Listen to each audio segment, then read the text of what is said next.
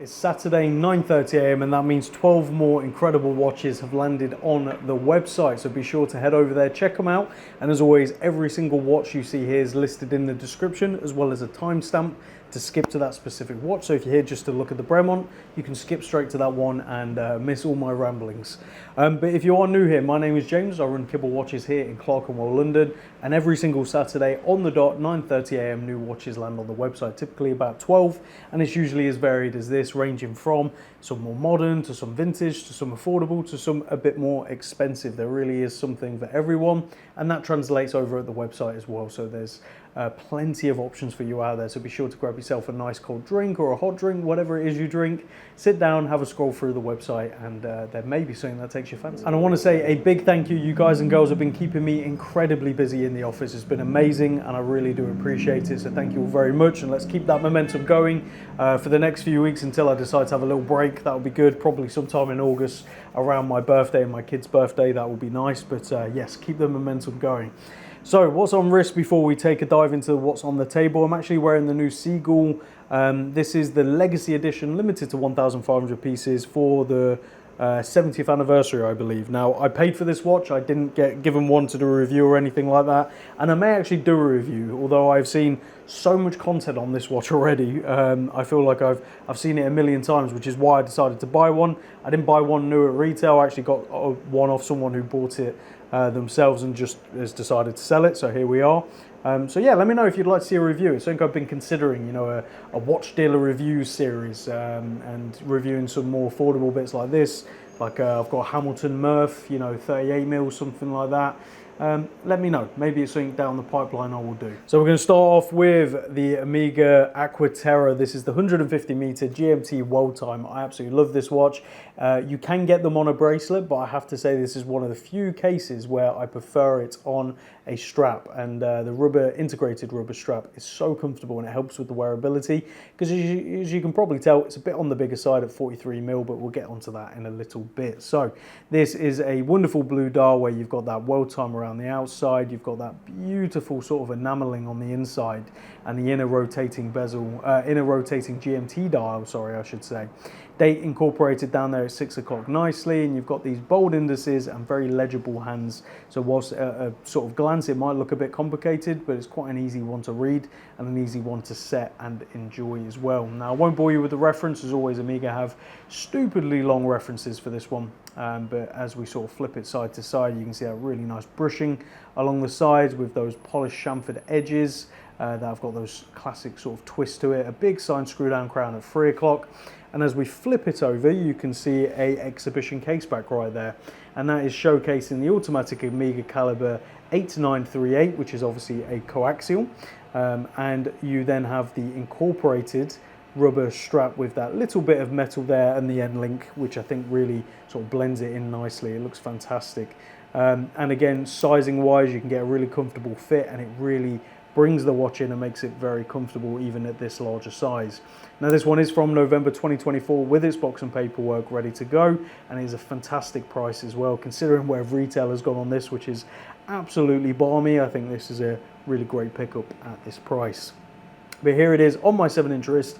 You can see on the larger side, but wears so well at 43mm by 50mm lug to lug, 14mm on the thickness and 21mm on the lugs. Yes, you are limited on straps, but I have to say, I don't think you'll be swapping it out from the strap. It's one of those that looks fantastic with whatever you wear, and it is super versatile. So go check it out on the website today. Now on to another Omega, this time a Seamaster. This is the green wave dial with the ceramic. So you've got green dial, green bezel, and it's super awesome because the green is so dark in some lights, it's black, and in other lights it really just shines this bright green. So incredibly dynamic. Date incorporated nicely at 6 o'clock, and you've got those exaggerated waves on the dial, which for some people they prefer the older models where it was a much more delicate wave. This is obviously much more exaggerated, and I think it works with the modern design, especially with that green ceramic bezel. You know, it's quite a bit shinier rather than a matte finish. You know, it's definitely more up there. Now this is the 42mm model, and we'll get onto sizing in a little bit, but the great thing about this one is it is a full set box and papers from May 2024, but it also comes with the integrated green rubber strap from Omega with the deploying clasp as well as a Omega cap and an Omega loop, which is very nice. Little extras you've got there. As we sort of twist this one around, you can see helium escape valve over there at 10 o'clock with the brush finish and polished chamfers on those exaggerated twisted lugs. Very, very attractive. Crown guard and a big large screw down crown at 3 o'clock, making it super easy to use. Does come on its Omega bracelet, which is their sort of iconic Seamaster bracelet with the brushed and polished finish, and a big large clasp, which makes adjustment super easy because it has a push adjust on there to be able to adjust on the fly and get those little increments you want to make it the perfect fit. Then we see the exhibition case back right there, and what you're looking at is an automatic Omega caliber 8800, and that is a coaxial movement. I won't bore you the reference to this one. As I say, it's an incredibly long reference as always with Omega, but as I stated, this is May 2024 with its box and paperwork. And again, price wise, for considering the extras you get, and especially that integrated rubber strap from Omega with the deployant, that is not cheap. So this is a great pickup at this price. And here it is on my 7-inch wrist, 42mm by 50mm lug to lug, 13mm on the thickness and 20mm on the lugs. So go check this one out on the website today. Next up, we have the Eterna, I believe Tangoroa is how you pronounce it. I apologize for the butchering as always, but this is a triple calendar moon phase chronograph in 42mm, and what a hell of a lot of watch you get for the price in my opinion. And it's a really attractive design as well with this almost retrograde looking minutes at 12 o'clock, but it isn't. It does actually go all the way around, but it has that retrograde look. So let's break this one down because at first glance it can look quite complicated. So you have your classic hours and minutes with a chronograph seconds right there and a pointer date, as you can see on the outside, all connected on the center of the dial. You then have the Eterna logo over at 3 o'clock. At 12 o'clock you have your 30 minutes chronograph minutes counter with the day of the week and the month. And then over at 6 o'clock you actually have your moon phase, which is a very attractive moon phase done beautifully. And at 9 o'clock you have your running seconds as well as a 24-hour time right there. I also forgot to mention you have 12 hours down at the 6 o'clock for the chronographs as well. So there is a hell of a lot going on this watch. Very complicated, but once you know where everything is, it's very easy to read and use, and it's a really wonderful design, to be honest. They've kept the complexity quite simple, all things considered, and added a little twist, in my opinion, with the pops of colours. It just works beautifully on that grey dial. I won't bore you with the reference to this one, incredibly long, but you have this nice polished bezel, and then as we flip to the side you can see nice polished sides with brush tops, so the opposite of what we typically see. And then you've got a really nice non-screw down crown with pump pushers for the chronograph, and the crown actually has the Eterna logo essentially inside, which are those ball bearings, which is very nice to see. Then we come on to the bracelet, brushed on the inside, polished on the outside, 3-link simple bracelet with screws, and then a push button to open the butterfly clasp. And then you can see an exhibition case back right there with the automatic ETA Valjoux 7751, so that is a slightly different variant of the 7750 with the added complication.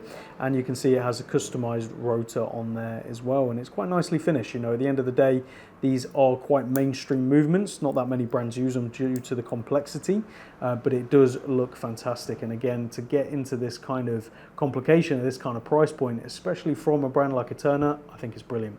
This one's from November 2014 with its box and paperwork ready to go. And here it is on my 7-inch wrist at 42mm by 50.5mm lug to lug. So it's only on the bigger side, but it still is pretty impressive considering all of that complication.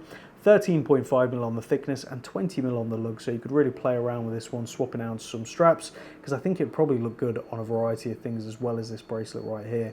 But for under £2,000, I don't think you can go wrong with this at all, so go check it out on the website today.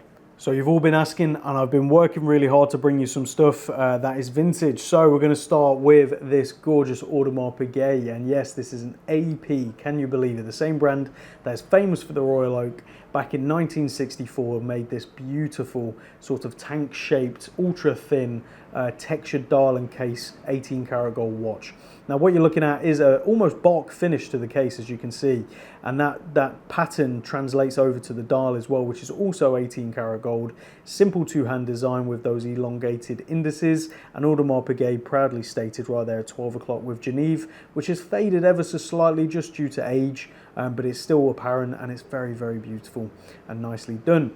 As we sort of rotate the watch, you can see polished sides with a nice pronounced crown at 3 o'clock, and as we flip it over, it's just a simple snap-on case back, which has obviously got some wear and scratches due to age and use over the time. You've got a couple of hallmarks on the underside of the lugs, as well as within the case back itself. Now, as I say, this dates to circa 1964, so this is a very early, beautiful piece. In 18 karat yellow gold, and it is powered by the manually wound Audemars Piguet caliber 2003. That is one of their thinnest movements they have produced, and you can tell just by how thin this is at 4.5 millimeters. And no, that's not the movement, that is the entire thing, including the crystal, which is just absolutely crazy. Now, it is paired on a nice brown Gekkota strap. It doesn't have any 18 karat gold buckle, but it has got a nice gold plated buckle to go along with the watch. And here it is on my 7-inch wrist. Don't be put off by the size, because it wears beautifully at 26mm by 34mm lug to lug. As I said, only 4.5mm thick. The strap is pretty much as thick as the watch itself, which is pretty crazy. And 18mm on the lugs. Do keep in mind those lugs are very short, so therefore you need a strap with not a huge amount of padding to fit on there nicely, and ideally a slight curve to the spring bar as well to make it fit. But there we go, a beautiful vintage gold AP that isn't your standard run-of-the-mill AP. So go check this one out on the website today. And now for another vintage gold watch. As I say, when I can find beautiful vintage gold watches, I try to always buy them, and this is a wonderful one. So what you're looking at right here is an Omega Geneive 9 karat gold crosshair dial in 34mm, but it gets even better because this one actually comes with its box and paperwork, which is pretty crazy for this period to have survived, and that period is January 1962. So based on the serial, the watch actually dates to 1960, but it was sold in January 1962 per the paperwork that this comes with. So it's always nice to see that sort of that history, that it took 2 years to sell, or the movement was made in 1960 and not maybe cased up until 1961 or 60, well, probably 1961, and then sold in January 1962. Very, very cool. This is a reference 13332, and beating away inside behind that snap-on caseback is a manually wound Omega caliber 267. Now this one is really beautiful because you have that crosshair dial with that sort of two-tone sector toning, sub-seconds down at 3 o'clock, beautiful sword hands, and then you've got these very aggressive, almost dagger indices around the outside, which just catch the light beautifully. Really nice original example with those slight chamfers to the lugs, which again are very attractive. But here we go, as you can see on my 7-inch wrist, it comes in at 34mm by 40.5mm lug to lug, only 8mm on the thickness total, and 18mm on the lugs, paired on a nice brown Gekkota, or watch gecko strap I should say. It looks beautiful, it is beautiful, and the price of these at quite a bit under £2,000 for a vintage gold Omega with box and papers, I think is absolutely incredible. So go check it out on the website today. So now that brings us on to some of the watches down here, and we're going to move on to the Tag Heuer Carrera. Now this isn't just any old Carrera, this is the caliber 6 automatic on the strap, so part of the re-edition range where they were sort of transforming what the Carrera could be. Typically we think of the Carrera as the chronograph, and rightfully so, but this is a very nicely done time-only example of what the Carrera could be with the caliber 6. So you've got your beautiful silver dial with those blue highlights around the outside and the sub-seconds down there at 6 o'clock. You've got the vintage Heuer logo in red with the matching red sub-seconds hand and date nicely incorporated as well down at 6 o'clock.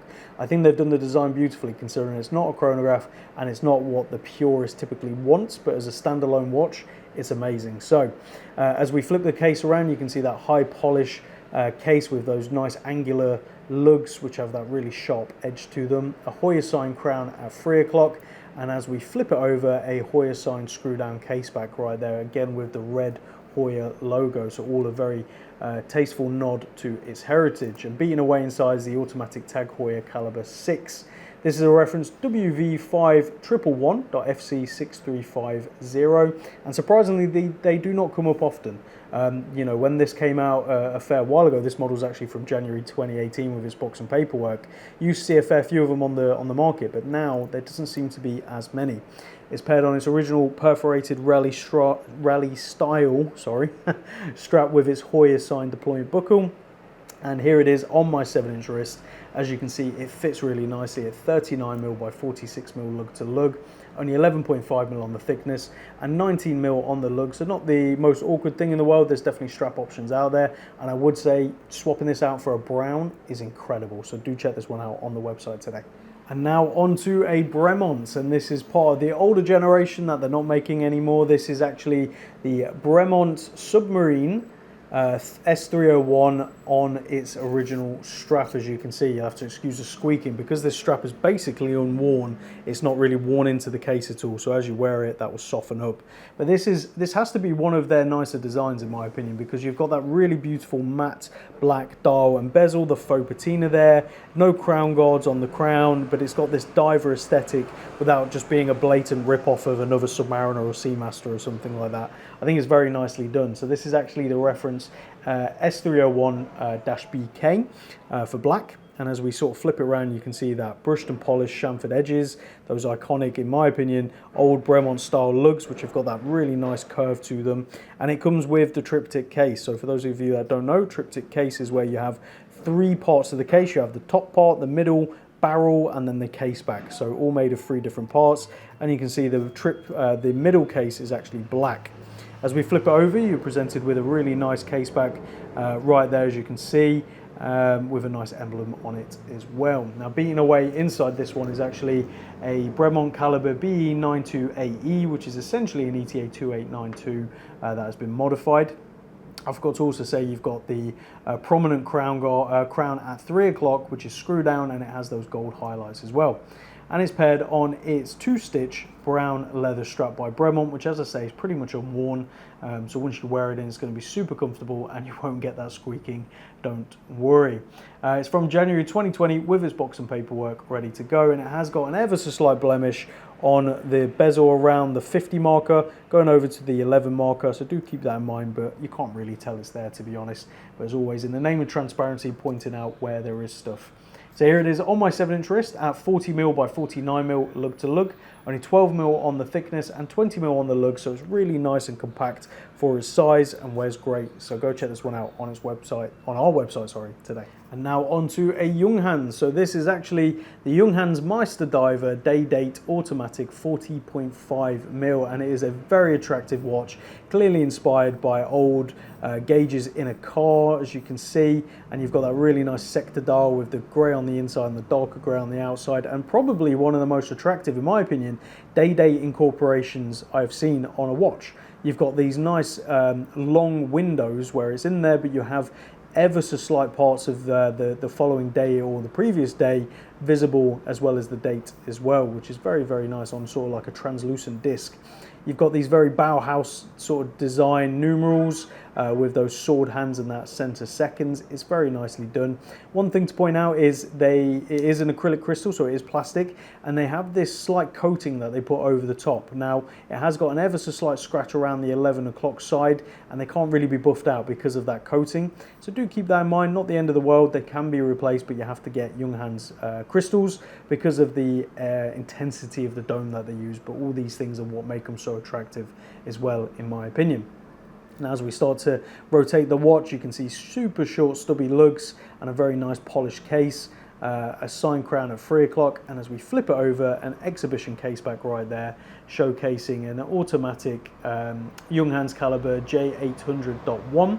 And this specific reference is from February 2021 with its box and paperwork, paired on its original sort of whitey cream strap with its signed buckle. And again, the condition is fantastic, other than that slight blemish on the crystal, as I said, so do keep that in mind. But here it is on my 7-inch wrist at 40.5mm by 44.5mm lug to lug, only 12mm thick and 21mm on the lugs, and that is a very sort of close lug to the case, so do keep that in mind as well. But it's a really great example, great watch, and in my opinion, a fantastic price. So go check it out on the website today. Now on to another vintage watch, and this time something a bit different. It's not a Cartier, even though you might think so from afar. This is actually a Roy King. So what you're looking at is a Roy King tank, as we've called it, and it is a sterling silver case with a gold plate over the top. So some of that plating is wearing off towards the end of the lugs, as you probably can see from the photos, but it's still a very attractive watch nonetheless.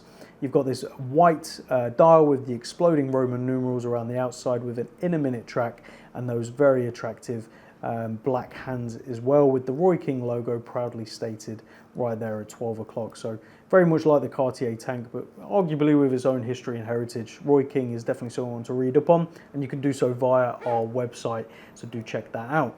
As we start to take a look around the case, you've got the polished sides and then a white cabochon set crown at 3 o'clock. Again, very attractive and matching with the dial. Then we flip it over, and you can see a signed case back with all the sterling silver hallmarks, as well as the Queen's head right there, as well as made in England. Very, very attractive and very nicely done. And you can see there's no way to get into the case via the back. That's because it's monocoque, meaning it comes out the front. So this is one big, large piece of sterling silver, which is very, very cool. And that is an acrylic crystal on the front as well.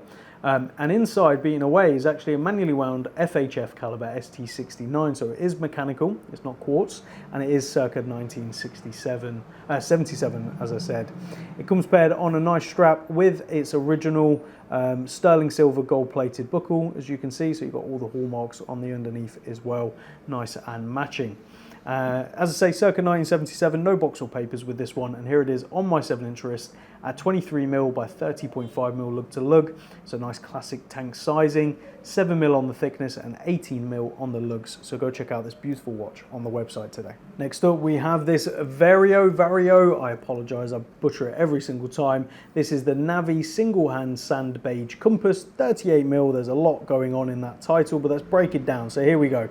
You can see you've got that beautiful sort of sandy beige colored dial with that texture throughout. You've actually got a running seconds down there at about 4 o'clock with a compass as the hand, very nicely done. And you can see there's only one hand. Now don't worry, a hand isn't missing. This is actually a one-handed watch, meaning you use the hand, that single hand, to be able to tell the time. So you're never going to get the most accurate time in the world, but as we rotate, you can see it sort of progressing. And they're separated into quarters for each hour, so you can get a rough idea of the time. Now, would you be wearing this watch to keep track of time exclusively? I probably wouldn't recommend it, but it's a nice way just to slow time down. Let's say you've got a really relaxed Saturday or Sunday, and you don't need to know the exact time. You've got nothing coming up and you just want to relax a bit. This really does slow everything down on wrist, because you're looking at time within quarters rather than within minutes, right? So hopefully that makes sense.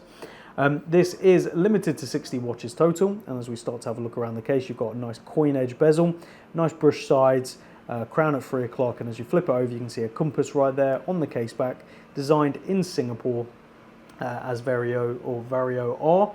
And inside is an automatic Miyota caliber 82S5, and this one's from May 2025 with its box and paperwork, hardly worn to be honest. It comes on its original strap with its original buckle as well.